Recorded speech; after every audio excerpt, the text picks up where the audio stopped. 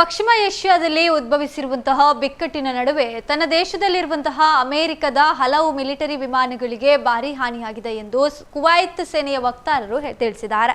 ಈ ಕುರಿತು ಎಕ್ಸ್ ಮೂಲಕ ಪ್ರಕಟಣೆ ನೀಡಿರುವ ಕುವೈತ್ ಸೇನೆಯ ವಕ್ತಾರರು ಪ್ರಾದೇಶಿಕ ಸಂಘರ್ಷದ ಪರಿಣಾಮವಾಗಿ ಅಮೆರಿಕದ ಹಲವಾರು ಮಿಲಿಟರಿ ವಿಮಾನಗಳು ಧ್ವಂಸವಾಗಿದ್ದು ಇನ್ನು ಕೆಲವು ವಿಮಾನಗಳಿಗೆ ಹಾನಿಯಾಗಿದೆ ಎಂದು ತಿಳಿಸಿದ್ದಾರೆ. ಅಲ್ಲದೆ ಹಲವು ಅಮೆರಿಕ ಸಿಬ್ಬಂದಿ ಗಾಯಗೊಂಡಿದ್ದಾರೆ ಕೂಡ ಎನ್ನಲಾಗಿದೆ.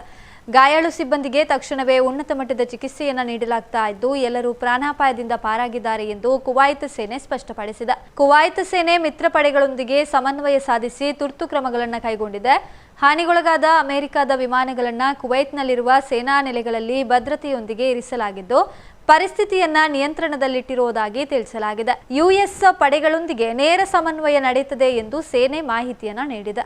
ಇನ್ನು ಈ ಬೆಳವಣಿಗೆ ಪಶ್ಚಿಮ ಏಷ್ಯಾದ ಭದ್ರತಾ ಪರಿಸ್ಥಿತಿಯನ್ನ ಮತ್ತಷ್ಟು ಉದ್ವಿಗ್ನಗೊಳಿಸಿದೆ.